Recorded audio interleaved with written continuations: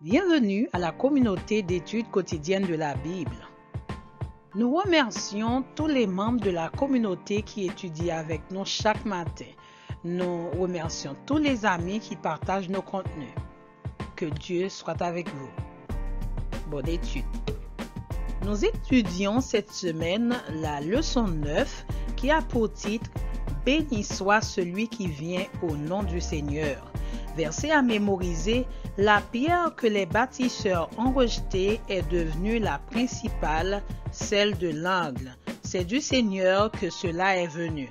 C'est une chose étonnante à nos yeux. Psaume 118, versets 22 et 23. Prions le Seigneur. Éternel Dieu, aide-nous à comprendre en ce matin l'alliance davidique. Nous te prions au nom de Jésus. Amen. Chers amis de la communauté, toujours fidèle à son alliance est le titre de la partie de la leçon que nous allons étudier ensemble ce mardi 27 février 2024. Nous allons considérer à travers l'étude des psaumes les clauses de l'alliance davidique ainsi que les inconvénients qui ont pu mettre en péril sa concrétisation. En lisant la partie de la leçon d'aujourd'hui, nous avons pensé à Pasteur Carlos Andrés qui nous a expliqué avec brio les différentes alliances de la Bible. Nous profitons de cette occasion de le saluer. Bien-aimés de la communauté, le mot alliance vient du mot hébreu bérit. C'est un concept qui a plusieurs significations. Nous avons retenu deux définitions du dictionnaire Larousse ayant un rapport avec le sujet en étude. Le mot alliance désigne premièrement une union, un accord intervenant entre deux pays, des personnes. Deuxièmement, ça peut être l'objet d'un traité consistant dans l'engagement d'entraide mutuelle de deux pays ou de plusieurs États. Par extension, nom de ce traité et éventuellement de l'institution qui en résulte. Tenant compte de ces deux définitions, l'alliance davidique est un accord selon lequel Dieu a fait la promesse au roi David de soutenir sa lignée et d'assurer la prospérité du peuple de Dieu. Cela sous-entend également que Jésus, le roi des rois, devait également sortir de sa génération. L'alliance davidique, chers amis, a réuni les conditions d'un accord.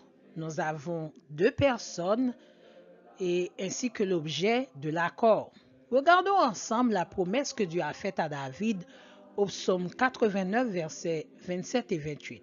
Et moi, je ferai de lui le premier-né, le plus élevé des rois de la terre. Je lui conserverai toujours ma bonté et mon alliance lui sera fidèle.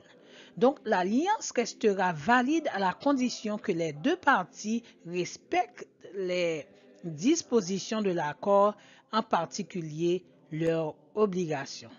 Cependant, David et sa descendance n'ont pas respecté scrupuleusement leur engagement. Leur obligation dans l'accord se lit au psaume 132, verset 12. Si tes fils observent mon alliance et mes préceptes que je leur enseigne, leurs fils aussi pour toujours seront assis sur son trône. Malheureusement, ils ont dérobé à leurs principes en disant dans 1 Samuel 7, verset 6, « Nous avons péché contre l'Éternel. » Cette transgression devait occasionner la rupture de l'union.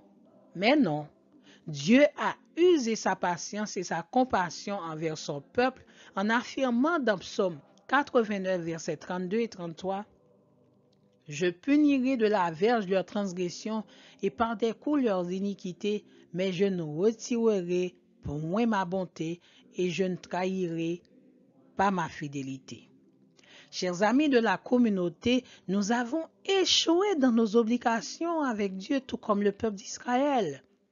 Cependant, Dieu, dans son amour, avait déjà préparé un avenant afin de faciliter l'exécution complète de notre accord avec lui. Pour maintenir sa promesse après le péché, Dieu a mis en œuvre le plan de la rédemption. Le Messie, descendant de David, a pris la mort à notre place afin que nous puissions rester dans l'accord pour toujours. Lisons ensemble Colossiens 1er, verset 21. Et vous qui étiez autrefois étrangers et ennemis par vos pensées et par vos mauvaises œuvres, il vous a maintenant réconciliés par sa mort dans le corps de sa chair. Il ressort de ces considérations que l'alliance davidique a sauvé l'humanité déchue. La réussite de la mission de Jésus fait de lui notre sauveur et subséquemment le roi suprême du monde entier.